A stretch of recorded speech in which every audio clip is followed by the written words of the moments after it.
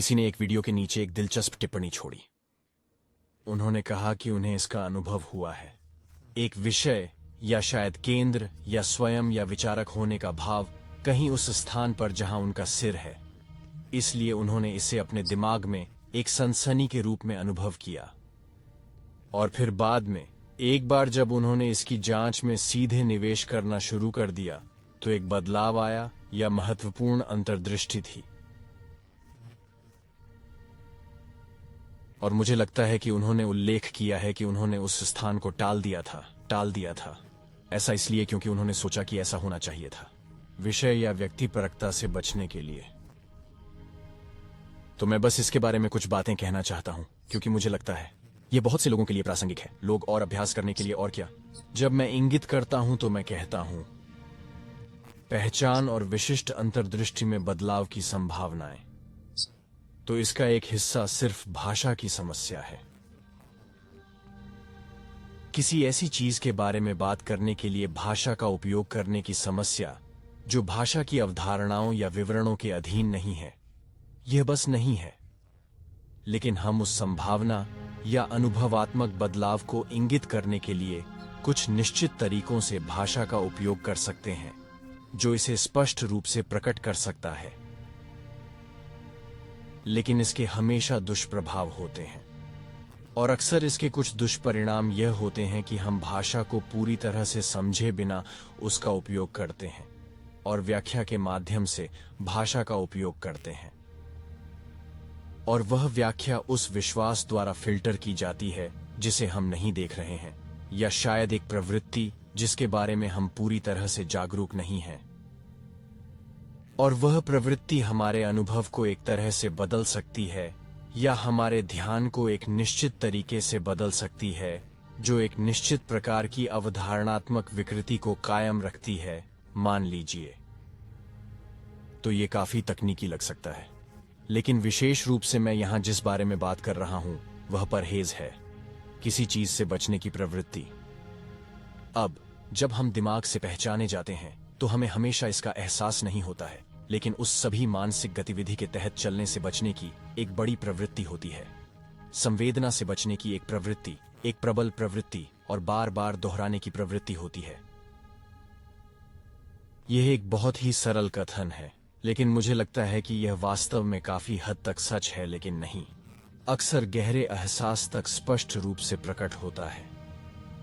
किस बिंदु पर हमें एहसास होता है कि संवेदना के प्रति तीव्र घृणा है, विशेष रूप से कुछ परिस्थितियों या स्थितियों में, और उस पर प्रतिक्रिया या उस पर प्रतिक्रिया, ऐसा कहा जा सकता है, सिर में गोली मारना है, इसे विचारों, विश्लेषणों से ओतप्रोत होना है, वगैरह वगैरह, कथा, व्यक्तिगत कहानी, यह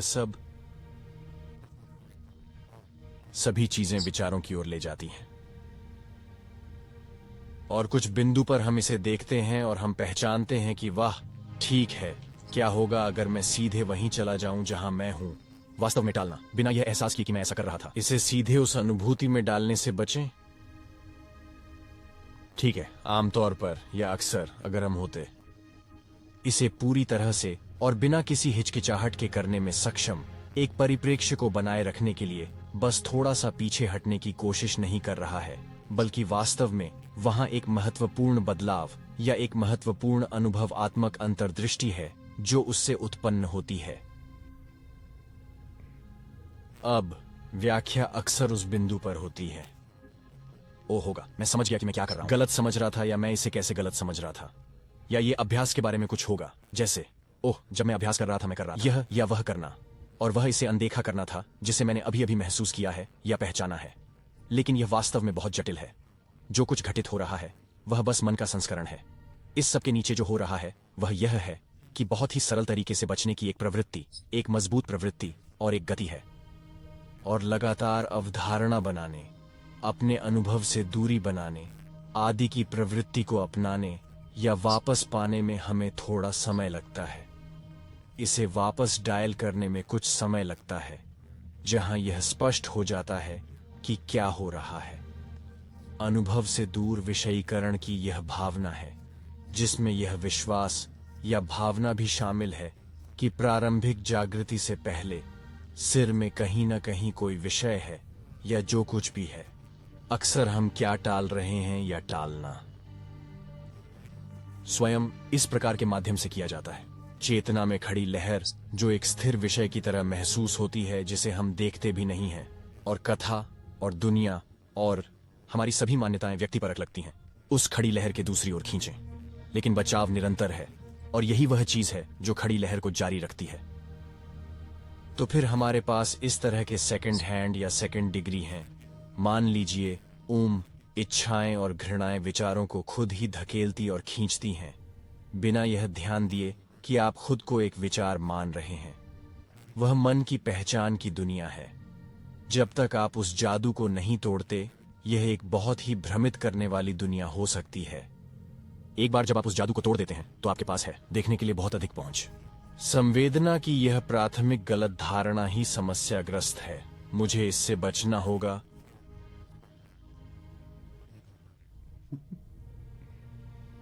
या यहां तक कि मैं इसे टाल सकता हूं, या ऐसा कुछ है जो इसे टाल सकता है। जैसे जैसे वे भ्रम एक एक करके दूर होने लगते हैं, तब संवेदना काफी हद तक अद्वैतवादी महसूस होती है, जिसका अर्थ है कि यह इसे देखने वाले से अलग नहीं है, कोई बोधक नहीं है, केवल इस शुद्ध अनुभूति के अलावा कोई जागरूकता नहीं। और वास्तव में यहां कहने के लिए बहुत कुछ नहीं है, क्योंकि यहां अधिकांश शब्द, अधिकांश विवरण वगैरह श्रोता के दिमाग को संवेदना से दूर कर सकते हैं, और अक्सर करते भी हैं। समाप्ति, खैर, यह एक प्रकार की फ्राइडियन गलती थी। अनुभूति वास्तव में एक समाप्ति है। यह सब कुछ रोक रहा है, जैसे सब कुछ रुक जाता है, और वास्तव में यह कभी चल ही नहीं रहा था। इसलिए समाप्ति कोई ऐसी घटना नहीं है जो किसी ऐसी चीज के साथ घटित होती है जो चलती हुई प्रतीत होती है। यह वास्तविकता का स्वभाव है कि उसे न केवल देखा जा सकता है, बल्कि पूरी निष्ठा के साथ उसमें समाया जा सकता है।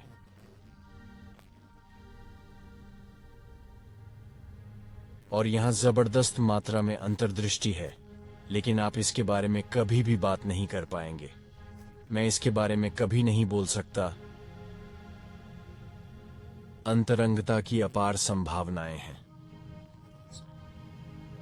मैं किसी तरह से जानकारी भी कह सकता हूं, लेकिन जब मैं इस बारे में बात कर रहा हूं तो यह एक बहुत ही गलत धारणा वाला शब्द है।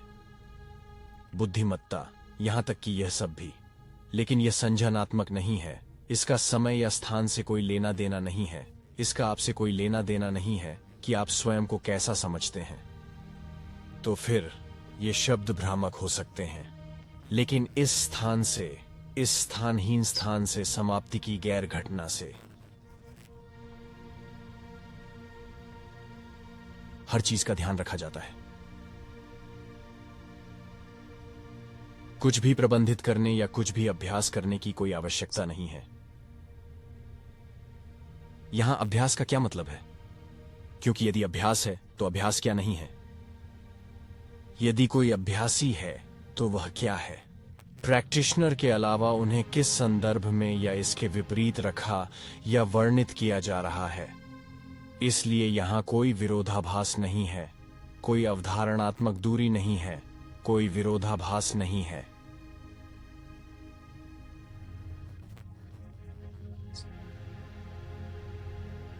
तो अनुभूति आपको यह दिखाती है,